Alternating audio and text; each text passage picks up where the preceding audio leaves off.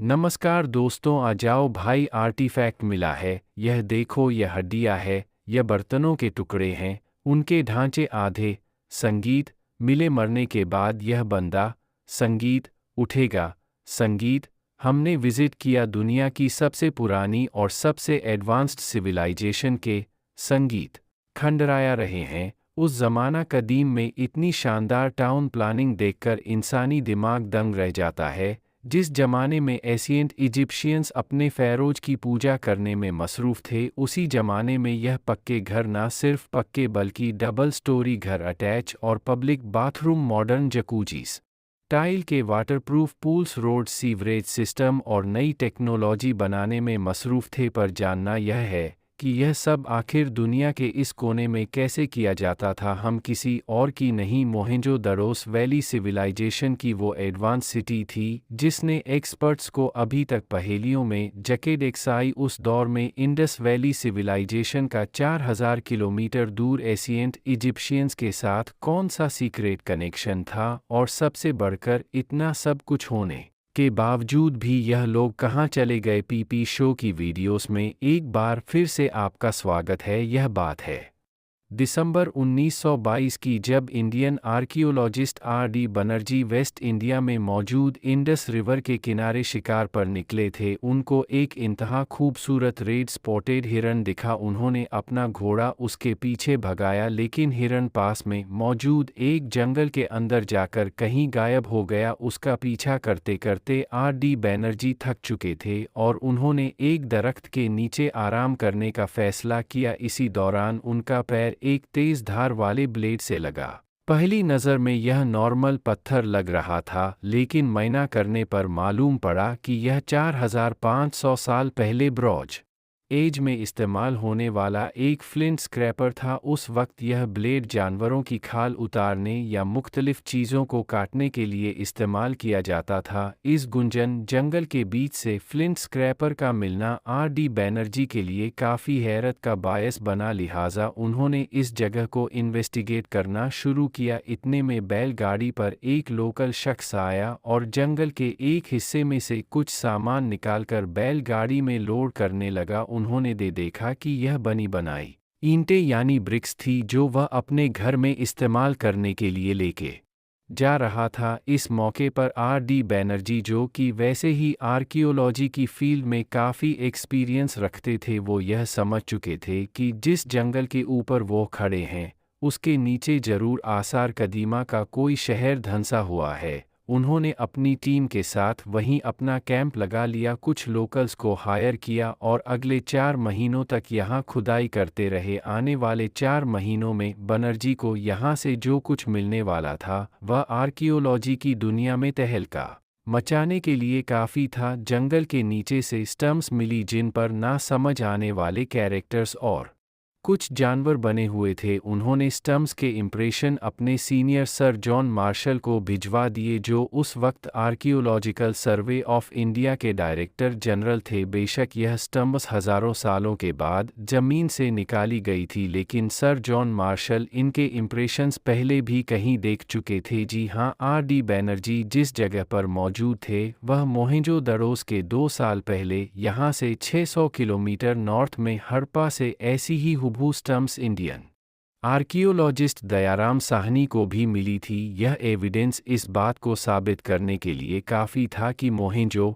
संगीत दड़ोस के 2 अलग अलग शहरों में बसते थे। शुरुआत में इसको हड़प्पा सिविलाइजेशन का नाम दिया गया, लेकिन वक्त के साथ साथ आर्कियोलॉजिस्ट को इस सिविलाइजेशन के दूसरे छोटे बड़े गांव मिलना शुरू हुए। इनमें से ज़्यादातर इंडस रिवर के किनारे पाए गए। यही वजह थी कि बाद में इसको इंडस वैली सिविलाइजेशन का नाम दिया जाने लगा। लेकिन इंडस सिविलाइजेशन सिर्फ इंडस वैली तक ही महदूद नहीं थी। बलूचिस्तान में मकरान के कोस्ट से लेकर ईस्टर्न अफ़गानिस्तान, यमुना रिवर और गुजरात से लेकर नॉर्थ पाकिस्तान में भी इंडस सिविलाइजेशन के निशानात पाए गए हैं। कुल मिलाकर इस पूरे एरिया में इंडस सिविलाइजेशन की 1400 से ज़्यादा छोटी बड़ी सिटीज़ मिल चुकी हैं, लेकिन चंद माहरीन के मुताबिक यह नंबर 3771 तक जाता है। यानी इंडस सिविलाइजेशन ईस्ट से वेस्ट 1600 किलोमीटर तक और नॉर्थ से साउथ 1100 किलोमीटर तक फैली हुई थी। इस पूरे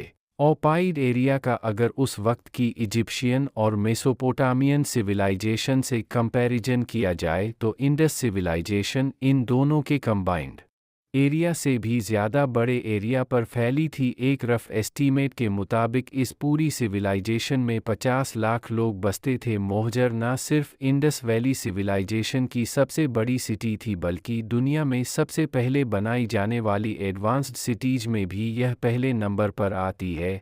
इसको यह नाम यहाँ के लोकल लोगों ने दिया है। सिंधी लैंग्वेज में टीले को कहते हैं। दरोस यहाँ एक्सकवेशन का काम चलता रहा। 633 एकड़ पर फैले मोहनजोदड़ो के सिर्फ 10 पर एरिया को एक्सकवेट किया गया है और सिर्फ इसी में ही जो कुछ बाहर आया वह इस शहर में रहने वालों की सोच और रहन सहन की एक क्लियर पिक्चर जाहिर करता है। 5000 साल पहले इन्होंने अपने लिए एक प्लेन सिटी बनाई थी। एक तयशुदा मंसूबे के मुताबिक सड़कें और गलियां बिछाई गई जो एग्जैक्टली नॉर्थ से साउथ को जाती हैं, और जो सड़कें क्रॉस में बनाई गई वह इनके ठीक 90 डिग्रीज में बनी है। मोहनजोदड़ो की पूरी सिटी अलग अलग हिस्सों में बटी हुई देखी गई। एक अपर सिटी है जिसको सिटाडिन कहा जाता है। यह लोअर टाउन से मुख्तलिफ है जिसमें सारी इम्पोर्टेंट बिल्डिंग्स मौजूद हैं, जैसा कि आजकल की मॉडर्न सिटीज में गवर्नमेंट ऑफिसें सूट यानी अनाज का गोडाउन। इसमें हवा के गुजर के लिए रोशनदान भी मौजूद थे और लोडिंग अनलोडिंग के लिए एक प्लेटफार्म भी। ग्रेनरी को देखकर यह अंदाज़ा होता है कि यहाँ की गवर्नमेंट अपने लोगों के लिए कितनी फ़िक्र करती थी। सैलाब या मुश्किल हालात में ग्रेनरी में स्टोर किया हुआ अनाज लोगों में बांटा जाता था। इसके बाद आता है ग्रेट बाथ जो 2.5 मीटर गहरा पानी का तालाब है और इसकी दोनों साइड्स पे उतरने के लिए सीढ़ियाँ भी बनाई गई थी। याद रहे कि मोहनजोदड़ो का ग्रेट बाथ दुनिया में अपनी नोई का सबसे पुराना बाथ है। 12 मीटर लंबे और 7 मीटर चौड़े इस बाथ में 2100 लीटर पानी भरा जा सकता था। यह इतना ही पानी है जितना आजकल छत पर लगे 30 वाटर टैंक्स को मिला लिया जाए, पर इतना ज़्यादा पानी का वज़न 5000 साल पुरानी दीवारें कैसे झेलती थी। खुदाई के दौरान मालूम पड़ा कि ग्रेट बाथ की दीवारों को जिप्सम और बिचमेन यानी डांबर से वाटर टाइट किया गया था। जिप्सम जो कि प्लास्टर के तौर पर इस्तेमाल किया गया और बिचमेन एक वाटरप्रूफ हाइड्रोकार्बन है जो आजकल भी वाटर प्रूफिंग के तौर पर इस्तेमाल होता है। ग्रेट बाथ के चारों तरफ कुछ पिलर्स देखे जा सकते हैं। ऐसा माना जाता है कि यह पूरा तालाब एक बड़ी छत के नीचे था, जिस तरह आजकल के कवर्ड पूल्स होते हैं। इसमें पानी भरने के लिए साथ ही एक बड़ा कुआं भी मौजूद है और पूल से पानी निकालने के लिए भी एक खास सिस्टम डिज़ाइन किया गया था। बाथ के बॉटम पे आप यह सुराख देख सकते हैं जो कि एक बड़े नाले में निकलता है और यहाँ से पानी होता हुआ शहर से बाहर दरिया की ओर निकाल दिया जाता था। इस ग्रेट बाथ का असल मकसद क्या था यह अभी तक सही से वाजे नहीं, लेकिन माहिरीन का कहना है कि यहाँ रिलीजियस एक्टिविटी होती थी। सिटेडल यानी किले में और भी काफ़ी बिल्डिंग्स हैं, लेकिन एक ऐसी है जो इन सब से अलग है। इसको पूरी तरह से एक्सकवेट नहीं किया गया, लेकिन यह मिस्टीरियस बिल्डिंग 4800 स्क्वायर फीट के एरिया पर फैली हुई है जिसमें 20 बड़े बड़े पिलर्स खड़े हैं। असल में यह कोई बड़ा असेंबली हॉल था जिसमें यहाँ के ऑफिशियल्स इकट्ठे होते थे, या फिर कोई सेरेमोनियल हॉल जहाँ छोटे बड़े फंक्शंस किए जाते थे। मोहनजोदड़ो में हमने एक बड़ी इंटरेस्टिंग चीज़ नोटिस की कि यहाँ जितने भी स्ट्रक्चर्स बल्कि पूरा शहर ही एक उठे हुए प्लेटफार्म पर बना हुआ है। ऐसा नॉर्मली सिर्फ तभी किया जाता है जब घरों को बारिश के पानी या फिर सैलाब से महफूज रखना हो। आज भी मोहनजोदड़ो सिंध के जिस हिस्से में मौजूद है, यहाँ हर दूसरे साल बारिशों की वजह से पूरे गांव सैलाब की जद में आ जाते हैं। इसका मतलब यह हुआ कि यह कोई इत्तेफाक नहीं बल्कि 5000 साल पहले सैलाब को नज़र में रखते हुए पूरे शहर को ही उठे हुए प्लेटफॉर्म्स पे एक खास प्लान के तहत बनाया गया था। लेकिन पूरे शहर को प्लेटफॉर्म पे बनाने का मकसद सिर्फ बारिश के पानी से ही बचना नहीं था, बल्कि मोहनजोदड़ो के लोग एक नया सिस्टम ईजाद कर चुके थे जो इससे पहले दुनिया में कहीं नहीं देखा गया। जी हाँ, पूरी सिटी में शानदार ड्रेनेज सिस्टम इंस्टॉल किया गया था। शहर की हर बिल्डिंग और छोटे से छोटा घर भी इस ड्रेनेज सिस्टम के साथ कनेक्टेड था। उस दौर में वह लोग यह जान चुके थे कि ड्रेनेज के पानी को शहर से बाहर निकालने के लिए पूरे शहर का उठे हुए प्लेटफॉर्म्स पर बनना बहुत ज़रूरी है।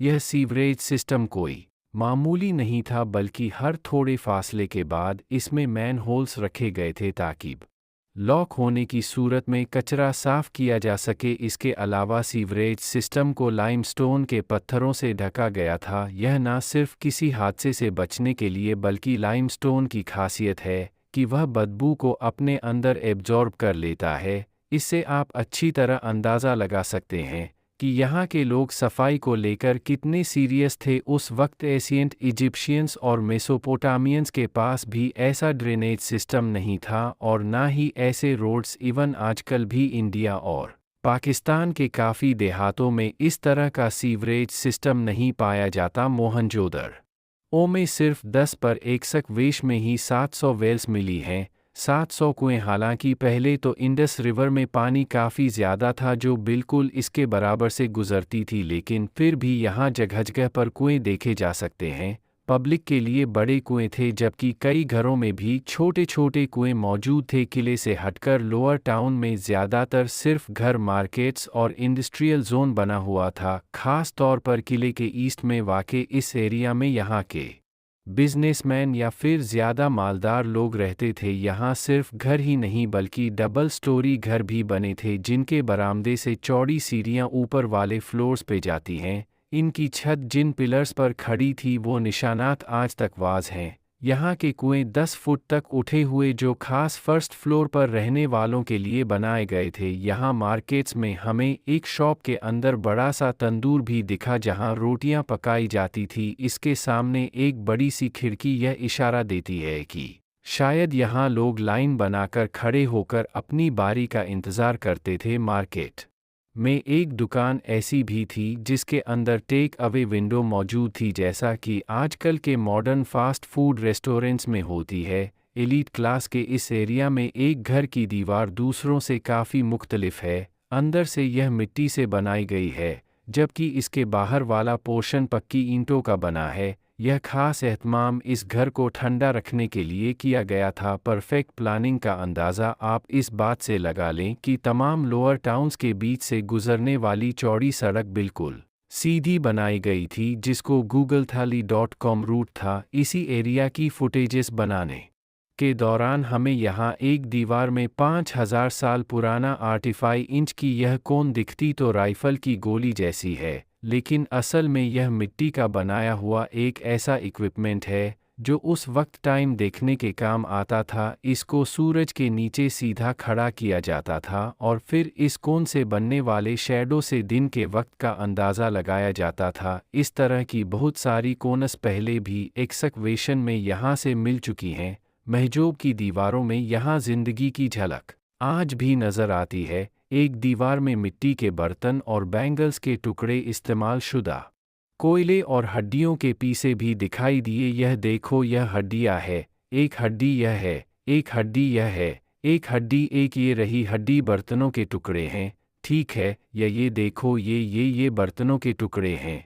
एक ये रहा, एक ये रहा। नीचे देखो, ये देखो गोल देख रहे हो पर हड्डियों के टुकड़ों और इस्तेमाल शुदा कोयल का दीवारों के अंदर क्या काम। यह एक इशारा भी हो सकता है उस कुदरती आफत का जिसने मोजोड़ को इन खंडराया है। जैसा कि फ्लड्स यानी सैलाब हड्डियों की बात हो ही रही है, तो आपको बताते चले कि यहाँ से टोटल 37 ढांचे मिल चुके हैं, जिनमें से 14 ढांचे एक ऐसे कमरे से मिले जिसको रूम नंबर 74 कहा जाता है, या फिर आसान लफ्ज़ों में स्केलेटन रूम। इसी स्केलेटन रूम में से 14 ढांचे निकाले गए, लेकिन यह ढांचे पूरे नहीं थे, यानी किसी का निचला हिस्सा नहीं था तो किसी का सर नहीं था। उनके ढांचे आधे मिले हमें, कुछ यहाँ तक मिले, नीचे का हिस्सा, टांगे वगैरह नहीं मिली, कुछ की गर्दन वहाँ पे पड़ी है, बाकी ढांचा मिला है, कुछ की जो है, ये जो है क्या कहते हैं, बाजू कटे हुए मिले, कुछ जख्मी मिले हुए हैं। मतलब they are totally injured and battered badly. इस मंजर की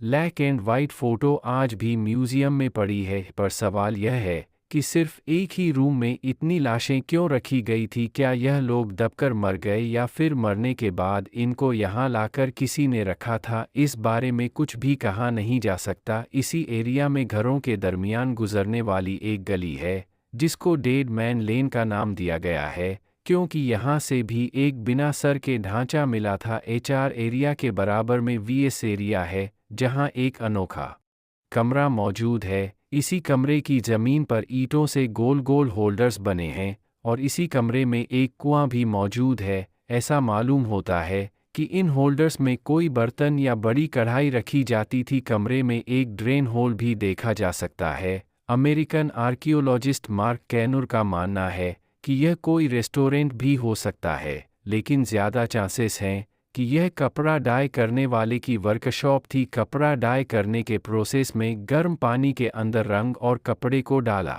जाता है। उबलते हुए पानी के प्रेशर से रंग आसानी से कपड़े के अंदर तक चढ़ जाता है। आपको यह जानकर हैरत होगी कि आज भी सिंधी अजरक इसी प्रोसेस के थ्रू बनाई जाती है, जिसकी कड़ियाँ 5000 साल पहले मोहनजोदड़ो से ही मिलती हैं। 1925 में यहाँ से मिलने वाले प्रीस्ट किंग के स्कल्पचर को भी कंधे पर एक अजरक जैसी शॉल पहनी हुई है। पर क्या यह प्रीस्ट किंग वाकई मोहनजोदड़ो का रूलर या बादशाह था? मोहनजोदड़ो से मिलने वाले स्कल्पचर को देखा जाए तो इसमें एक शख्स की साफ सुथरी दाढ़ी है। इसने सर पर बैंड पहन रखा है, बालों पर कंघी, बाजू पर पत्थर, कंधे पर प्रिंटेड शॉल रखी है और इसकी आंखें बंद पड़ी हैं। इसका यह होलिया देखकर किसी ने कहा यह प्रीस्ट यानी पुजारी लगता है जो पूजा करने में मसरूफ है, लेकिन कुछ लोगों का ख्याल था कि यह यहाँ का किंग लगता है। इन दोनों ओपिनियंस को मिक्स अप करके इसका नाम प्रीस्ट किंग ही पड़ गया। असल में यह इतना बड़ा नहीं, सिर्फ 6 इंच का छोटा स्कल्पचर था और इसका निचला हिस्सा आज तक मिसिंग है। इसी तरह मोहनजोदड़ो का शोहरत पाने वाला दूसरा इसका स्कल्पचर इस डांसिंग गर्ल का है। इसको देखकर ऐसा मालूम होता है कि यह डांस करने की पोजीशन में है। एक्सकवेशन के बाद ये दोनों स्कल्पचर्स काफ़ी अरसे तक आर्कियोलॉजिकल सर्वे ऑफ इंडिया के हेड क्वार्टर्स न्यू दिल्ली में पड़े रहे, लेकिन फिर 1970 में पाकिस्तान के प्रेसिडेंट जुल्फ़िकार अली भुट्टो ने Indian prime minister Indira Gandhi से रिक्वेस्ट की कि यह दोनों स्कल्पचर्स पाकिस्तान को वापस किए जाएं। इंदिरा गांधी ने भुट्टो को कहा कि यह डांसिंग गर्ल तो हम नहीं दे सकते, पर आप इस मौलवी साहब को ले जा सकते हैं।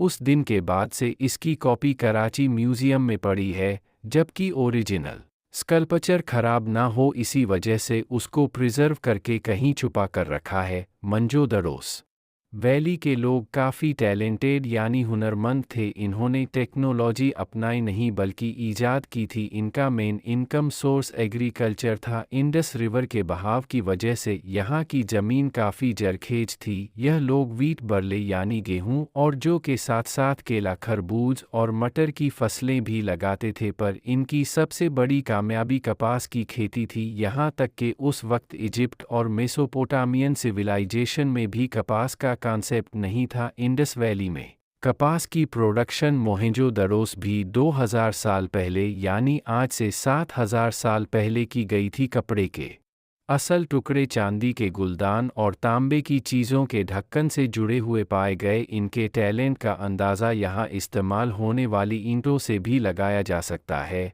उस ज़माना कदीम में उन्होंने एक ही साइज़ की ईंटें बनाई थी। पहले ये लोग ईंटों को सूरज की रमाइंस की, पर सवाल यह है कि इतनी ज़्यादा ईंट पकाने के लिए यह लकड़ी कहाँ से लाते थे? महज 1.5 साल लगता है, पर यह हमेशा ऐसे नहीं था। पहले यह पूरा एरिया घने जंगलात से भरा होता था और बीच में इन्होंने अपना शहर बसाया हुआ था और यह जंगल ही था जो इनको सैकड़ों टन जलाने के लिए लकड़ी फराह करता था। इन सब चीज़ों के साथ साथ यहाँ से मिलने वाले आर्टिफैक्ट्स भी इस सिविलाइजेशन की हुनरमंदी का सबूत देते हैं। ब्रोंज से बनाया गया मिरर और लकड़ी से बनी कंघी, मिट्टी और ब्रोंज से बनी ज्वेलरी, तांबे से बनी कुल्हाड़ी, मछली पकड़ने का कांटा, कपड़ा सीने की सुई, सुरमादानी, मसाला पीसने के लिए पत्थर, पेंटेड पॉट्स, बाथ टब, तरह तरह के बच्चों के खिलौने जिसमें बॉल्स और लड्डू भी शामिल है, मुख्तलिफ सील्स जिससे थप्पे लगाए जाते थे, और सबसे बढ़कर वेटस्टोन्स। इन वेटस्टोन्स की जब ठीक से जांच की गई तो मालूम पड़ा कि यह लोग मुख्तलिफ चीज़ों को तोल कर बेचा करते थे। इनका जो छोटे से छोटा वेट है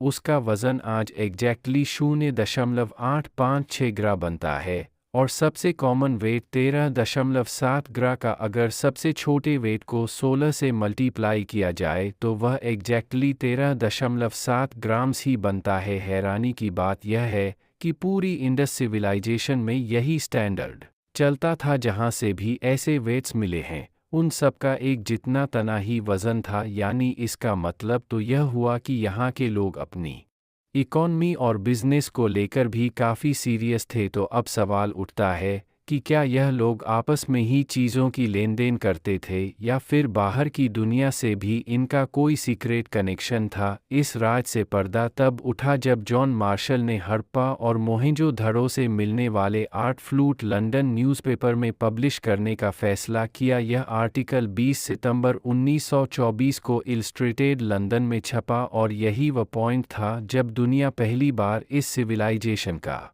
नाम सुन रही थी, वरना इससे पहले लोग सिर्फ मेसोपोटामियन और इजिप्शियन सिविलाइजेशन के बारे में जानते थे। इस आर्टिकल को पढ़ने और मुख्तलिफ आर्टिफी देखने के बाद इराक से ताल्लुक़ रखने वाले आर्कियोलॉजिस्ट ने जॉन मार्शल से कांटेक्ट किया। उनका कहना था कि जो सील्स आपने पब्लिश की हैं वैसी ही सील्स हम मेसोपोटामियन रुन से भी निकाल चुके हैं। इसका सिर्फ एक ही मतलब है कि इंडस वैली सिविलाइजेशन का 2200 किलोमीटर दूर मेसोपोटामिया, जहां आज इराक मौजूद है, उनसे ट्रेडिंग रिलेशन भी था, और मेसोपोटामिया का इजिप्शियन सिविलाइजेशन से कनेक्शन था। इंडस वैली की एक नायाब कार्नेलियन बीड इजिप्ट से भी मिल चुकी है, जिसके बारे में एक्सपर्ट्स का कहना है कि यह पहले इंडस वैली से मेसोपोटामिया आई और वहां से इजिप्ट गई थी। तो यह कहना गलत नहीं होगा कि इंडस वैली के लोग इतने टैलेंटेड थे कि इनका काम उस वक्त इंटरनेशनली माना जाता था। यह वह तमाम चीज़ें हैं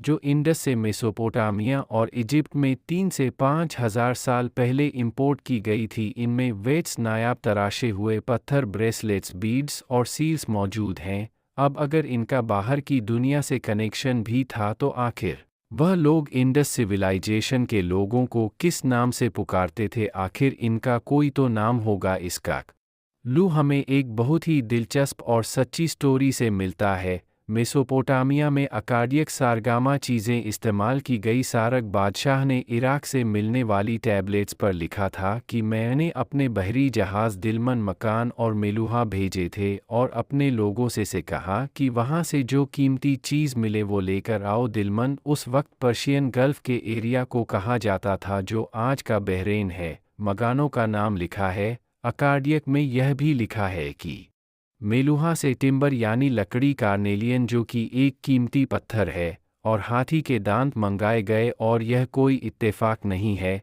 कि यह तीनों चीज़ें आज भी सबकॉन्टिनेंट यानी इंडिया में पाई जाती हैं। टिम्बर के बारे में तो सब जानते ही हैं। कार्नेलियन आज भी गुजरात से निकाला जाता है, और हाथी के दांतों की बात की जाए तो इंडिया में एशियन एलिफेंट्स की 60 पर पॉपुलेशन आबाद है। मेसोपोटामिया यानी इराक जाने के लिए उस वक्त 2 रास्ते थे। एक ज़मीनी रास्ता था जो इंडस वैली से होता हुआ अफ़गानिस्तान, न ईरान और इराक को जाता था, और दूसरा रास्ता समुद्री था। इंडस रिवर के बहाव के साथ कश्तियों पर सामान लादकर समंदर के ज़रिए पर्शियन गल्फ़ तक पहुंचाया जाता था। 5000 साल पहले समंदर का लेवल काफ़ी नीचे था। पर्शियन गल्फ़, जिसकी डेप्थ सिर्फ चंद मीटर ही है, यह पहले ज़मीन का हिस्सा हुआ करता था, और इस पॉइंट पर जहां अभी दुबई का ईस्टर्न कोस्ट है, यहीं से मेसोपोटामिया की टेरिटरी शुरू हो जाती थी। यानी जिस पॉइंट पर इंडस रिवर समंदर में गिरती है, वहां से इराक जो आज 2000 किलोमीटर बनता है, यही रास्ता पहले 1000 किलोमीटर लंबा होता था। महजूब और इंडस सिविलाइजेशन की बहुत सारी चीज़ें तो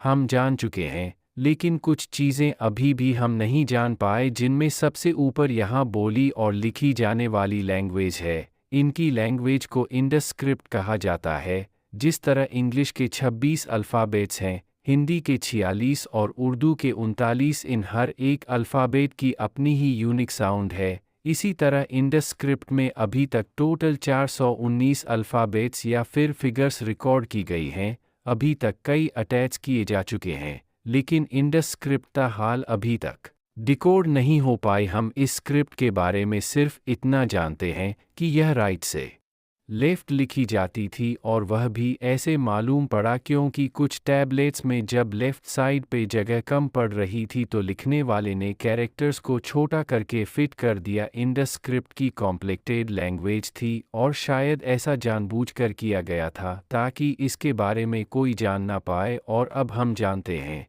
एक ऐसी चीज़ के बारे में जो मोहनजोदड़ो में मौजूद तो है, लेकिन असल में यह उन्होंने बनाई नहीं थी। हम बात कर रहे हैं हुचो दरी से टीस्टूबाई के मुताबिक महजूब खत्म होने के करीब 2000 सालों के बाद खुशा बादशाह के दौर में बनाया गया था। स्टूपा की खास बात यह है कि इसके अंदर एक पॉट रखा जाता था जिसमें बुद्ध की एशेज होती थी। बुद्धा एक बुद्धिस्ट धर्म के रिलीजियस टीचर थे और उन्होंने अपनी सारी जिंदगी सादगी से गुजारी। जब वो मर गए तो उनकी बॉडी को लेकर उनके फॉलोअर्स में ही एक बवाल मच गया। हर कोई उनकी बॉडी के लिए लड़ने झगड़ने लगा। आखिरकार फैसला यह हुआ कि बुद्धा की बॉडी को जलाकर उनकी एस को उनके फॉलोअर्स के बीच बांट दिया जाएगा। पॉट में बुद्धा की एस लिए उनके फॉलोअर्स को जहां भी ऊंचा टीला नजर आया वहां उन्होंने एक गुंबद बनाया, उसमें बुद्धा की एसेस रखी और चारों तरफ कमरे बनाकर वहां पूजा स्टार्ट कर दी। लेकिन मोहनजोदड़ो कवरी से पहले ही आसपास रहने वाले लोग खजाने की तलाश में स्टू के अंदर गए और इस स्पॉट को तोड़ दिया जिसके टुकड़े 1925 में एक्सक वेश के दौरान मिले थे। अभी तक हमने मोहनजोदड़ो की डिस्कवरी के बारे में जाना, इनकी शानदार टाउन प्लानिंग, मुख्तलिफ आर्टिफैक्ट्स, टेक्नोलॉजी, लैंग्वेज, स्टोपा की हकीकत और इंडस सिविलाइजेशन का बाहर की दुनिया से ताल्लुक के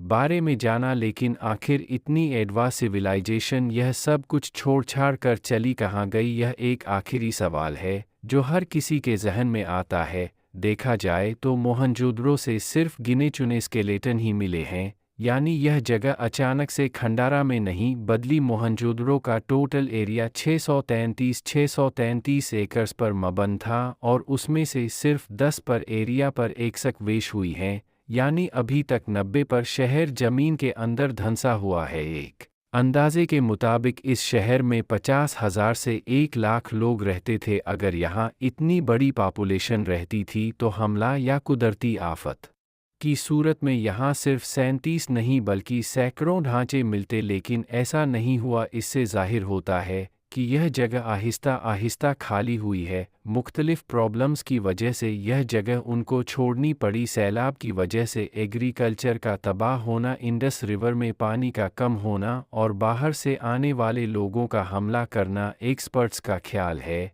कि यही वो वजूहात थी जिनकी वजह से मोहनजोदड़ो के लोग अपने शहर को छोड़ गए। ऐसा मालूम होता है कि यह लोग यहाँ से किसी और जगह पर नहीं गए बल्कि पूरे सिंध में डिवाइड हो गए और आहिस्ता आहिस्ता अपनी असल सनातन इंडस सिविलाइजेशन का कल्चर और आजकल के लोकल कल्चर का आपस में मैच होना है। यहाँ की खूबसूरत पोट्री, जिसको हाला हैंडीक्राफ्ट भी कहा जाता है, उसकी जड़ें भी 5000 साल पहले इंडस सिविलाइजेशन से ही मिलती हैं। यहाँ की ट्रेडिशनल अजरक आज भी सिंध में बनाई जाती है।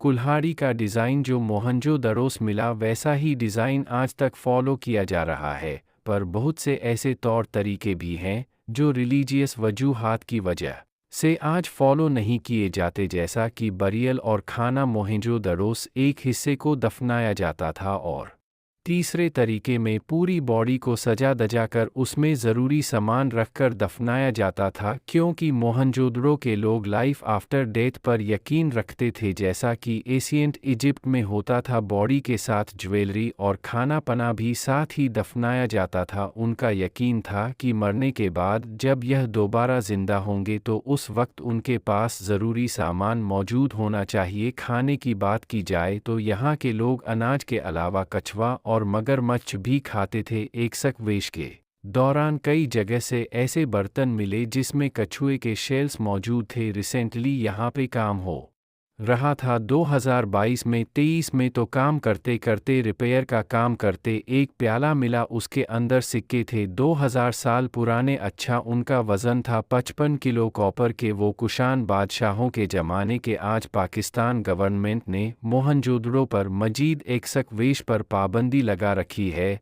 क्योंकि जो स्ट्रक्चर्स पहले ज़मीन के अंदर महफूज थे उन पर आज आबो हवा बुरी तरह असर अंदाज हो रही है। अगर इसकी रेस्टोरेशन की तरफ तवज्जो को हमेशा के लिए खो देंगे। उम्मीद है पीपी शो की यह वीडियो भी आप लोग भरपूर लाइक और शेयर करेंगे। आप लोगों के प्यार भरे कमेंट्स का बेहद शुक्रिया। मिलते हैं अगली शानदार वीडियो में।